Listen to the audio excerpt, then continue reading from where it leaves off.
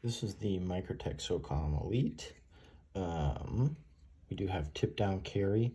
So in your pocket, the tip will be down, clip will be on top. This is what you will see when looking down at your pocket. Sometimes junk will get in there.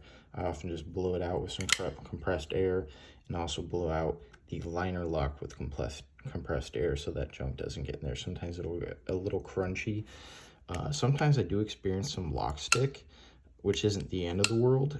It makes me feel more reassured that it's staying open and not anywhere near closing on my hand. Very solid lockup, no blade play at all. Of course, this one you have no blade play as well. Super solid knife. The blade stock thickness is 0.189. I got it just a few thousandths of an inch thicker on this one.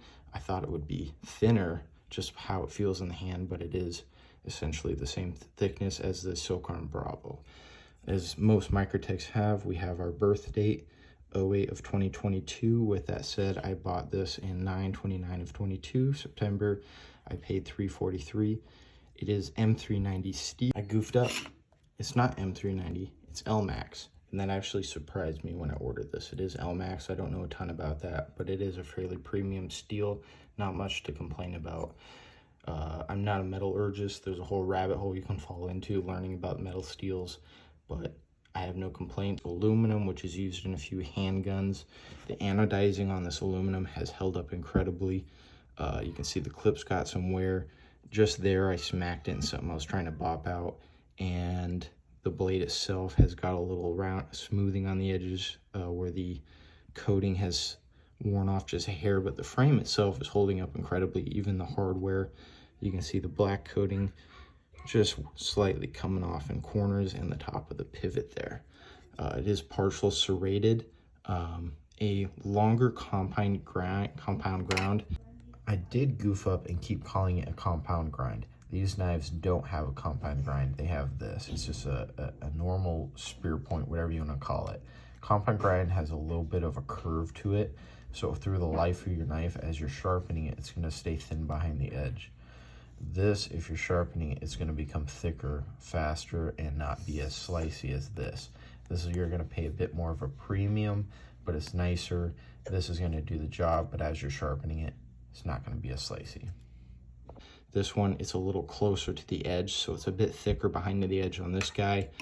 This guy, even though it is wider, I'm still getting close enough to an 1/8 right in the middle of that edge. It's still slicier than the Bravo, being a little wider compound grind there, but you're pretty close to an 1/8 behind the edge. In the middle of the edge, I should say, right at the tip there, I'm getting about 0.027. So it's a pretty slicey knife. I've done some, recently I was cutting some ratchet strap cord. That was some pretty tough stuff. This got it really well. What else is there to say about it? You got your glass breaker, which is a carbide tip. Fantastic action. Has what they call drop shut action. Very smooth. Absolutely no blade play. You got close enough to a 4-inch blade, 5.7 ounce weight, 9.17 overall length. It's a fairly large knife. It's what I would call a medium. It's right what it should be. I wouldn't personally call it large. Some people would say full size or large, but I don't have little girl hands. Favorite thing about the Socom design is this little groove here, which puts your thumb right where it's supposed to be to flick that open. This has it as well.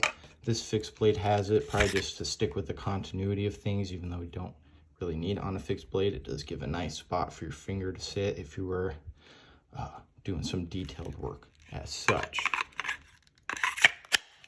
This one doesn't come in a fancy box like the Socom Bravo. It's just your everyday normal Microtech box. This is where the Bravo comes in. It's a partnership with Ripe, so they got to do a little something different to stand out, being the China collaboration there. I believe these inlays are made by 3M. They add a grippiness.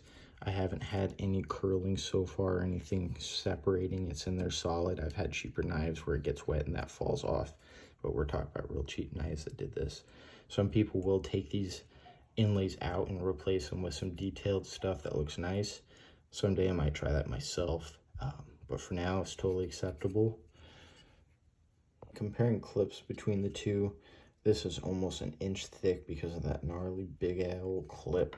This is much thinner, rides a lot better in the pocket. Similar measurement, but it just feels much better in the pocket.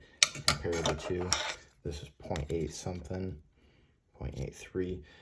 So this just sits a lot better in the pocket when you're out and about doing stuff. And then at the thickest back here, we're about 0.541. So this rides a little bit better in the pocket.